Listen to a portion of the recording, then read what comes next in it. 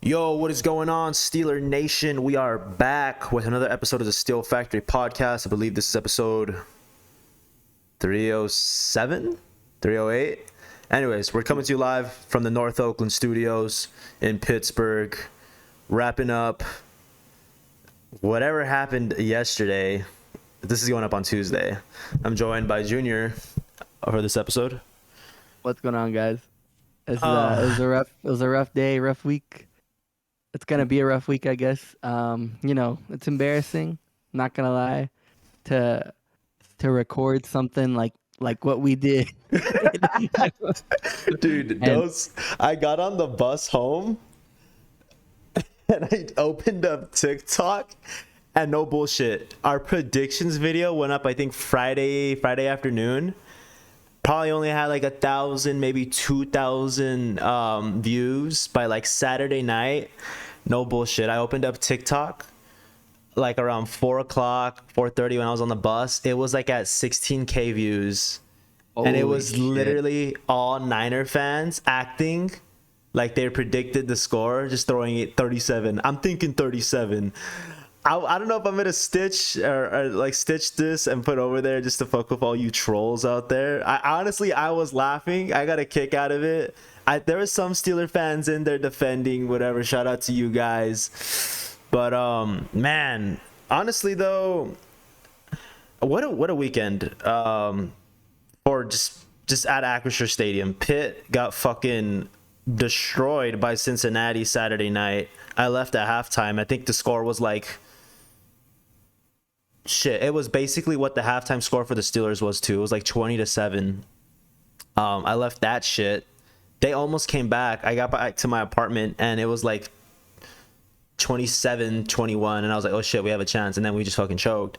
And I wake up at like 6:30 a.m. Sunday, get to the North Shore at like 9, start hammering IC lights. I get about 10 deep. We're walking in the stadium and literally we just got punched in the mouth within the first 5 minutes of the game.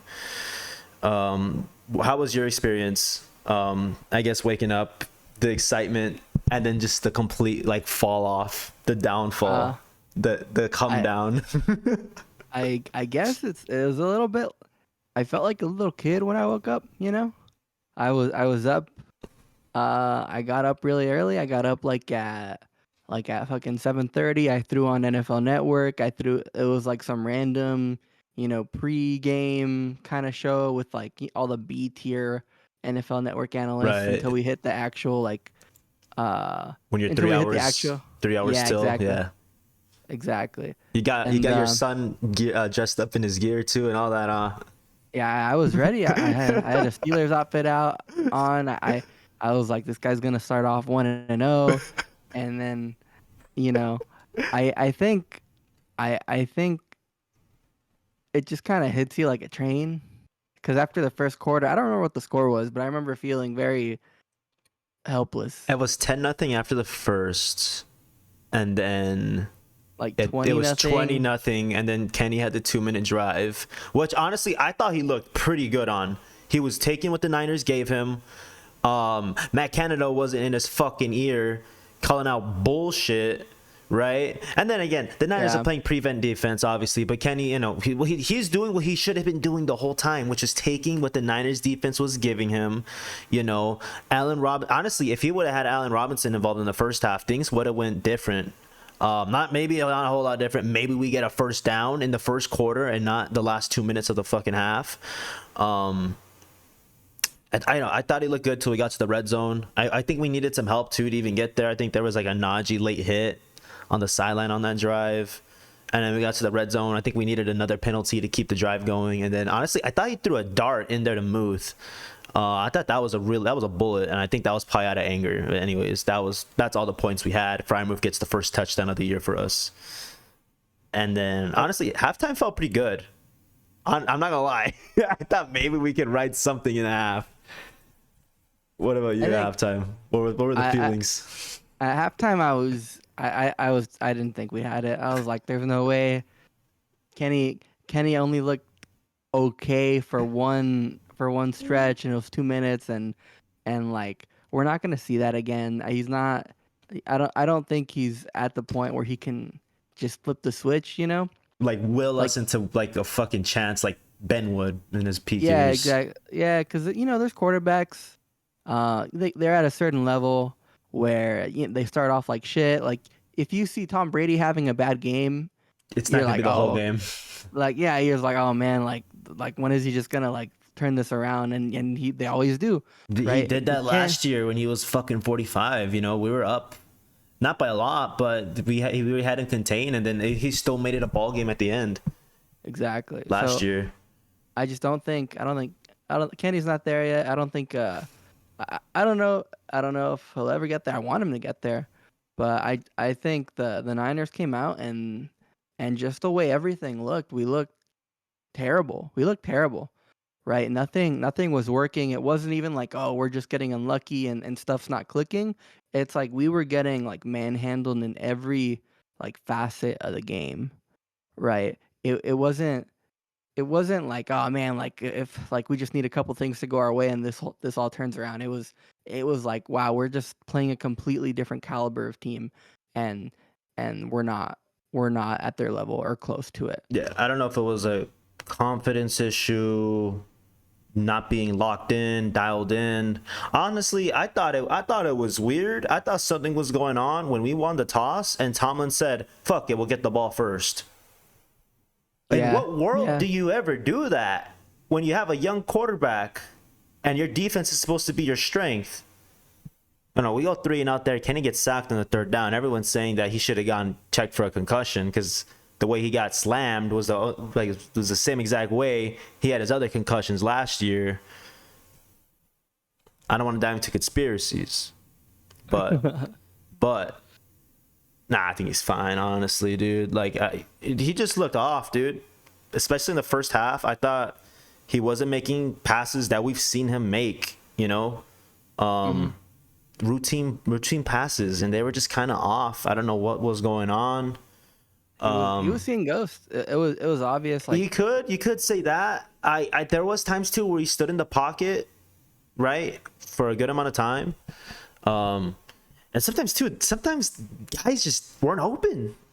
There was a lot going on. There was, the pocket either was not there. Kenny had to bail out. I have a stat actually where, again, Kenny's just proving that he could handle when he's under pressure. I sent the stat to my dad because I thought he would be the only one to appreciate it. Basically, under pressure, Kenny was 13 for 17 for 135 yards. That gives you 76.5 completion percentage, 7.9 yards per attempt. Honestly, a lot of it could be just dump offs, but he felt the pressure. Yeah, he was scrambling running for his life sometimes too, even. But then again, too, once you get to a certain point, the defense knows you're gonna pass, so they're just getting ready. They're ready to just rush the passer. Well, here's the problem though. Like Matt, I think okay, yeah, like we can talk about Kenny and how he was either just straight up inaccurate or late or just forcing the ball right into situations and Kenny has his problems, but like I think another really big problem, probably quite bigger because it's on a more systemic level. I mean, it quite literally is systemic. Is Matt Canada's offense is terrible. Back It's to terrible. back to It's it's so where we were a it's year ago, 2 years it's ago. his play calling is so bad. Like comparing his play calling to the Dolphins or the Rams, or not play calling, like the literal offense, like the way he designs the offense, all the plays within it, the way the offense kind of functions.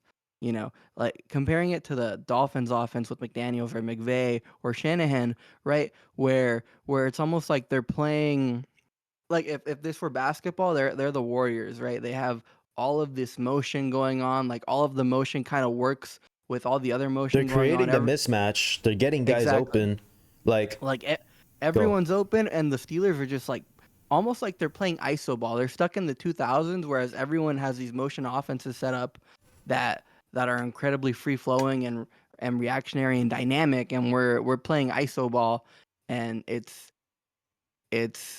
just it's terrible. It sucks. It sucks. And on top of it, like okay, it's one thing to like motioning pre-snap is like great and all, right? Like, well, you would think it's great and all, but when it doesn't actually do anything for you, like, or when it even telegraphs the plays that you're doing, it's terrible, right? Like 70% of the time, literally 70% of the time, when there's motion, it's a run.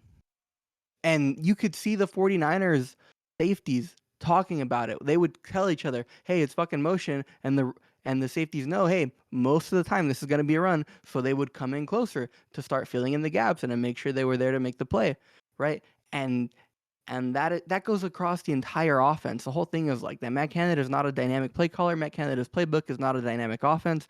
It's just it's so terribly sad and dated, and he's out of his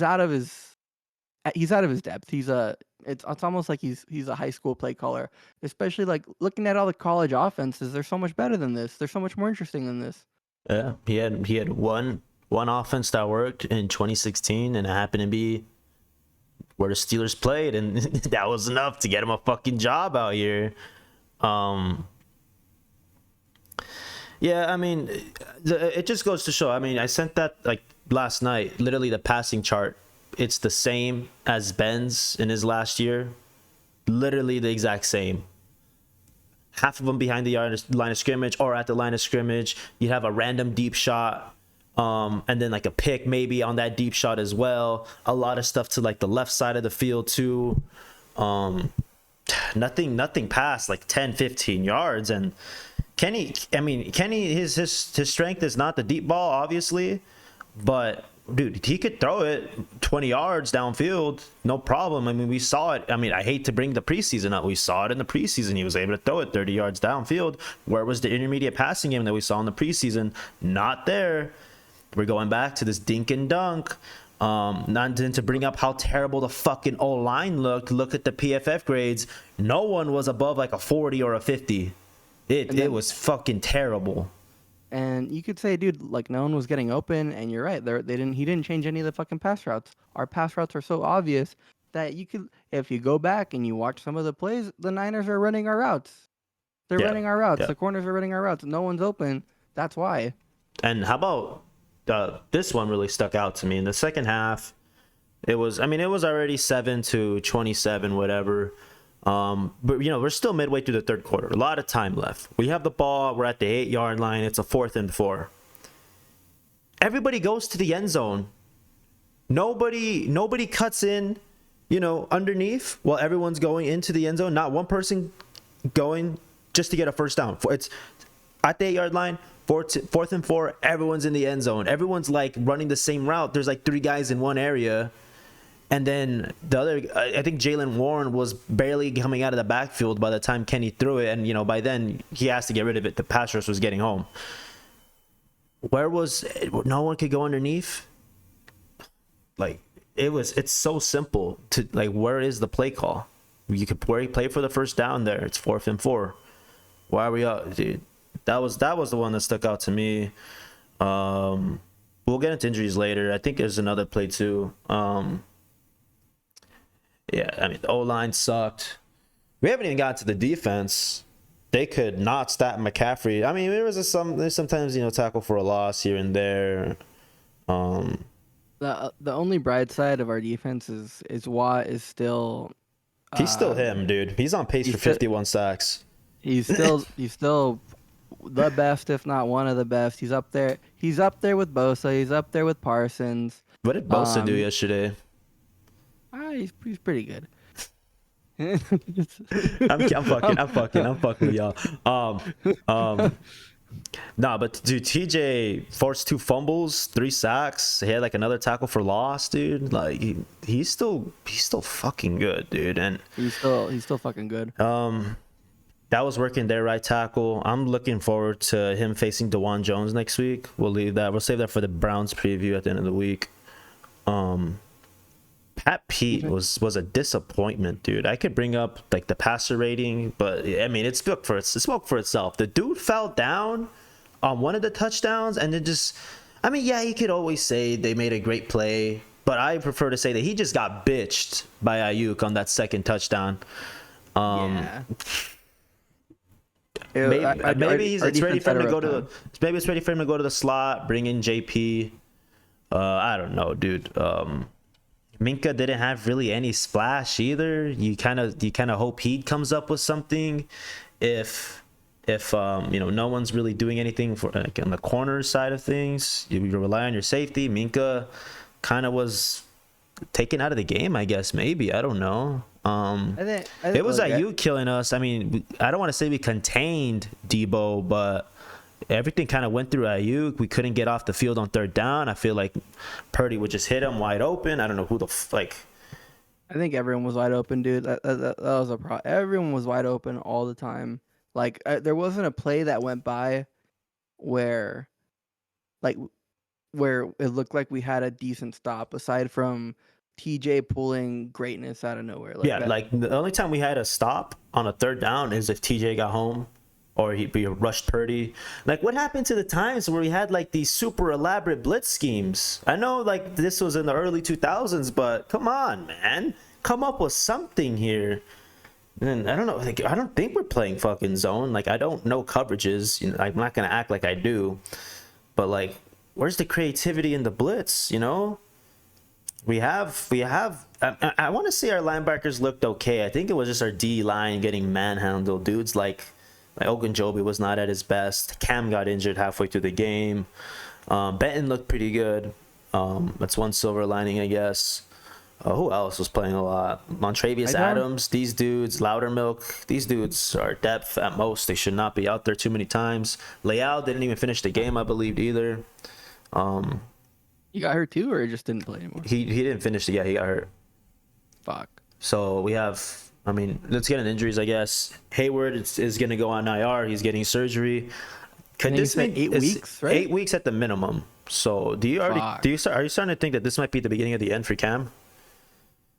I hope not. I think Cam's really good. I mean, he'll finish the year, obviously, if he comes back looking good. It could be one of those injuries that's just like, it could be one of those injuries that you come back from and it's not a big deal. It just, like, something just happens and it's unlucky and it's just a matter of getting surgery, getting a bit of rehab and getting it fixed. But obviously we don't know the nature of it. He could come back and he can't be the same player anymore.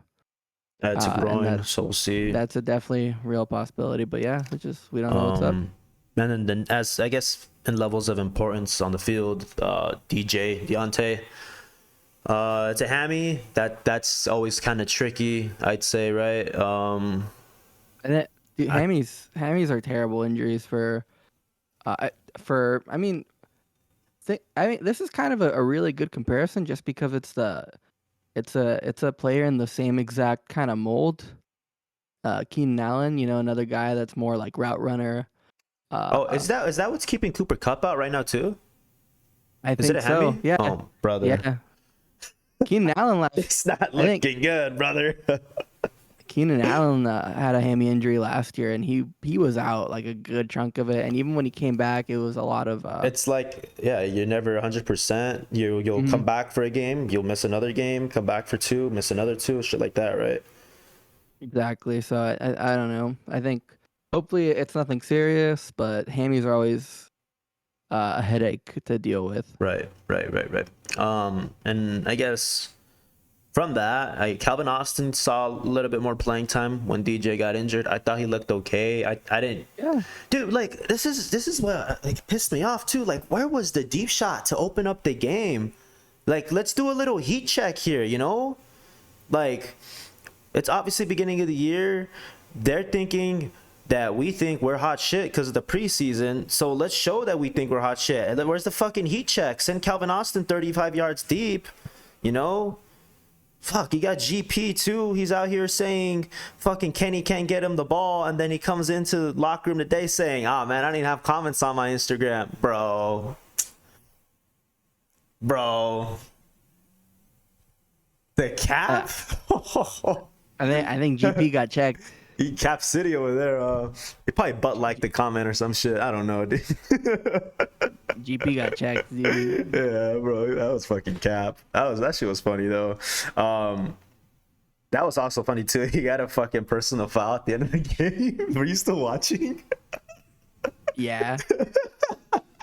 I think it was after he got like a nice like 20-yard pass too or some shit. Yeah, and they got called back. It was like on a motherfucker. third down, just completely negated that. I was like, oh my god, dude. Can't have nothing in this fucking house. It In was this funny. economy, bro. Right now that you mentioned, like, oh, we should have just started airing it out. Like, I just remember Kenny's last interception where it's like, fuck it.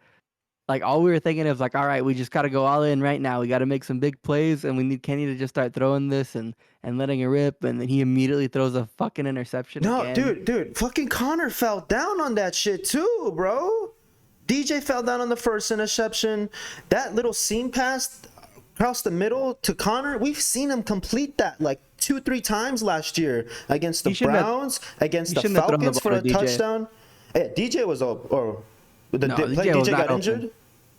No, the DJ the first pick, right? That was a bad throw. He shouldn't have thrown that. He was not open at all. He could have. Maybe, I don't know. He was trying to give his guys a chance. It's third down already. BJ's not the 50-50 player. It didn't help that he fucking fell down, first of all, too. And then Connor was falling down, too, on the second. Hey, I went back, dude. I went back just because, like, I wanted to grill Kenny in this episode. I still might. We have time, right? I went back and I looked. Kenny has thrown 11 interceptions now in his pro career. I think all of them, except for one in his first game, have all come from while we're down. Yeah, he's forced and stuff. He's trying to make plays. He's a young guy. He's gonna force shit. He's you know, when you're down 20, what the fuck is a rookie gonna do, right? I'm not gonna be the type to be like, I'm giving him this many games, blah blah blah. If we're in the 5th game, shit's like this, you know, we're gonna go to Mitch. No, that's not how you fucking. At the end of the day, he hasn't even completed his whole first go around. You know, first whole year around the cycle. You know, he's probably like 3-4 more games away from that. There's no chance Kenny gets benched this year. Like, no, he's gonna figure it out. And at the end of the day, we went up against the best defense in the league last year. I hate, you know, saying shit like that because, you know, Tomlin always says don't seek comfort, and, you know, it's not about what they do, it's about what we do. At the end of the day, we placed a really good team. They're obviously probably the favorite in the NFC too. I mean, the Eagles actually look pretty good as well, right? Cowboys. Thank God they dicked the Giants. They're taking. I honestly, I stood away from national media today. You know, I was listening to a few podcasts today, kind of trying to get an idea of what people were saying about our game, and I think everyone had a similar kind of sentiment for us as what we do. Everyone was like, "Oh man, I can't believe I was gassing up the Steelers all preseason." Only for them to get fucking destroyed. Yeah, are we overrated, dude? I think we got a little. They were trying to gas us up, dude. We're better as the underdog. I'm telling you, dude. I think we got a little. I think everyone got a little ahead of themselves regarding the Steelers. I was trying to tell you. I thought the jump for Kenny would be year 3, not year 2. Everyone would start saying, and they gassed me up like, "Fuck it, it's year 2 now." I mean, everyone. It's fucking Peter Schrager. All these podcasts that I was listening to were like, yeah, the Steelers definitely threw a heat check on how I felt about them. Like everyone was talking about how the preseason just gave them this false sense of like. No, dude, like if you would have top team, dude, if you would have saw Kenny at practice, dude, it's just practice, but. It's training camp, dude. He's seeing more starters in training camp than he's seeing in the preseason. You know what I mean? The dude looked sharp, dude. The dude looked like he was like he had been the vet for a couple years already. And just to come out flat, I mean, I had this in my notes. I mean, yeah, Kenny was awful. You could chalk it up as just an off day. But for a guy still trying to prove himself, you don't have enough resume to just get a free pass for an off day. You know what I mean? Mm-hmm. He was inaccurate. He missed throws that we've seen him make, and honestly, yeah, at the end of the day, he looked like he was seeing ghosts. I did think, you know, he was able to kind of gather himself here and there, make a throw, but at the end of the day, like, it's against a prevent defense. It's basically game over at that point. But yeah, dude, I mean, that's all my notes now. I mean, we talked about how terrible the O-line was. I mean, look, nobody. There was McFarland was running some good ones out of the end zone on the kickoffs. McFarland looked good on the He had kickoff. about like Yeah. 7 kickoffs too, so he had a lot of chances. Yeah. Oh my god. Yeah, Watt. I don't know. I don't want to start talking about the Browns yet. I'm ready though. To wrap this up, if you are, we'll have another episode this week to preview the Browns. Damn, they fucking beat the Bengals though. Burrow looked worse than fucking Kenny. If I told you 2 days ago that we would score more points than the Bengals, would you take that? Fuck yeah. Would you? I mean, I guess. I'm not feeling. I don't know, dude. I think it's still kind of fresh right now. We had a day to digest it, but I think yesterday I was feeling a little bit more nervous for the Browns than I am right now. We'll see though. Monday night, hopefully they bring out the color rush. Any other thoughts on the Niner game before we wrap this up? Any other? Check your notes really quick. Oh wait, check on your phone. I don't want you to open up Discord and close your account. Actually, no, wait, that's just me at my end. You could do that. No, I think I got it all. I think our defense looked worse than it is by a lot. You know, they were tired. One other person I want to cook really quick. Presley Harvin, buddy. What are these 20, 30-yard punts, dude? Like, come on, man. You know, the offense goes 3 and out. We're kicking from our own 30. The last thing you want to do is get the Niners the ball at fucking midfield, dude. Jesus, dude. Anyways, yeah. That's Don't worry, guys. We'll come back. We'll come back for more hot takes for this Brown game. Oh, yeah. Yeah. Backyard brawl, Pitt, West Virginia. I think I'm seeing the signs already for what the score for this Browns game might be. I have no clue. I need to review the tape. I'm seeing the signs already. All right, then. This has been Rian and Jr. This is a really late night episode. We're really honestly venting right now, I feel like, at this point. Thank you so much for watching. Thank you for tuning in. Like, comment, and subscribe. Niner fans, thank you for the clout. It was actually funny watching myself make a fool of myself and you guys roasting my ass. But at the end of the day, dude, there's nothing wrong with being confident in your team. You know, we are the Steelers. You know, we're a respectful organization. It didn't really show that way out on the field yesterday. But overall, dude, I had a blast tailgating, fucking going to the stadium. It was fucking awesome. My first ever home opener. But yeah, thank you so much for tuning in, guys. Peace out. Later.